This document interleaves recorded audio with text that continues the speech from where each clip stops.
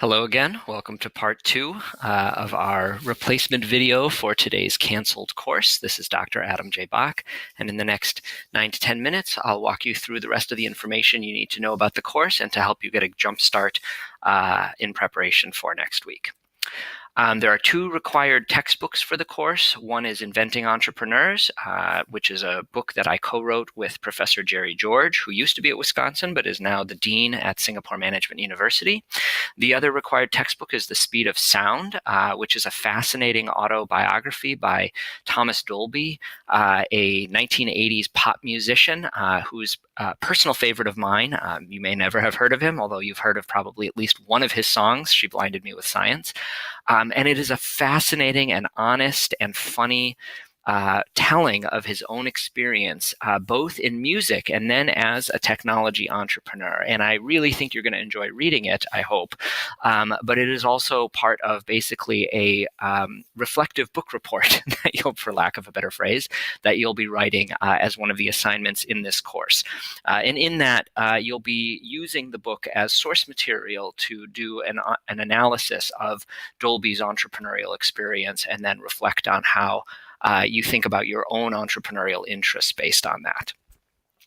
There's a series of assignments. It's important to note that the assignments are slightly different for the undergraduates and the graduate students. Everyone in the course will do the first two easy assignments, the responsibility form and the intro video. Everyone will do the P&T memo, which deals with patents and trademarks. And everyone takes exam one and does the journey memo on the speed of sound. But then in the second half of the course, the undergraduate students will take exam two, and are required to participate and attend in every class. The graduate students are responsible for a tech commercialization report, and we'll talk more about those as the course progresses. Please keep in mind, this course is not a masterclass in tech venturing. That means that when you step out of this class, you will not be ready to launch a tech venture. There is simply no way to teach that in one semester, especially in a course in which there are no prerequisites for prior business material. I have taught a tech venturing masterclass to MBA students, where everyone comes in with roughly 4 to 5 semesters of prior MBA level experience in finance, accounting, marketing, human resource management, and so on. And that's a fun course to do, but this is not that course. This is not an opportunity to start your own tech venture for course credit. That's not what this class is about. You are welcome as a graduate student to use your own innovation or scientific development for your tech commercialization report, though I personally strongly recommend against it, and we'll talk more about that later on. It's not a traditional lecture exam course. I've already mentioned that. And this course is not assessment intensive. That means that there's only so many assignments, and you've seen on the previous slides, there's really only 5 or 6 assignments, and some of them are not that difficult, but the course itself is not easy. For the undergrads in particular, the exams are meant to be challenging, and so you're going to want to be taking notes as you do your readings, and studying throughout the class. For the graduate students, the tech commercialization report is quite challenging. It requires a lot of research, and saving it until the end of the semester will probably not be a good choice. The students who tend to do well on it make smart choices about which technology to investigate, which opportunity, and begin collecting data on it very early. This course is a combined course, which has real specific challenges because we've got undergraduates and graduates, business and non-business students, which creates specific challenges and limitations in how it's taught. But it is an opportunity to learn from and connect with qualified people in the local entrepreneurial ecosystem. I will bring in some exciting guest speakers for you. I encourage you to take advantage of those opportunities.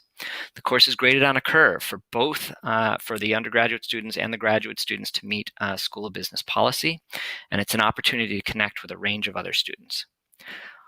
What about me? Why am I teaching this course? Well, in addition to my education and academic work, I research and publish on tech ventures, especially in biotechnology.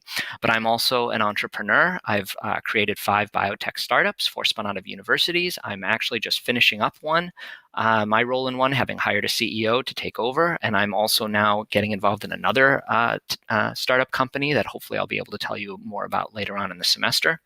In addition to raising money for those companies, some of those companies, I've been involved in active management, usually as CFO, and some of these companies have in fact exited, including Nerides, which was acquired for $20 million, and Stratotech, which was acquired for $187 million. And I have a lot of other experience strategy consulting, tech transfer offices, and reading thousands and thousands of business plans. So I'm hopeful I can bring some of this practical experience to the classroom. You're always welcome to ask me questions about my experience. There are a few things that I'm legally restricted from talking about, but I'll let you know if that is the case. There are some basic ground rules for this course. Be on time and participate respectfully. Do the readings, do the work. There's just no other way to introduce this than to say you will get the most out of this course by doing the readings in advance and preparing for each of the lectures. I don't give quizzes in class. I'm not actively checking to see if you're caught up, but I am telling you right now, you're choosing to take this class. You should be taking it for the right reasons, and you should be committed to getting involved. We have lots of guest speakers coming in. It's not really my business how you present yourself, but if you're interested in tech entrepreneurship and you want to make a good impression, you only get one chance to do that the first time. The guest speakers are all listed, and the dates are determined in advance. I would suggest there's a great opportunity to dress a little bit nicer. Maybe don't wear your baseball cap. Maybe don't wear your winter jacket in the classroom. Dress up a little bit nicer and make a good impression. You never know. These could be job opportunities or references or whatever it happens to be. We'll talk a little bit more about that as we get started in the course as well. The bottom line is, I think you'll get out what you put into this class, and that is entirely up to you.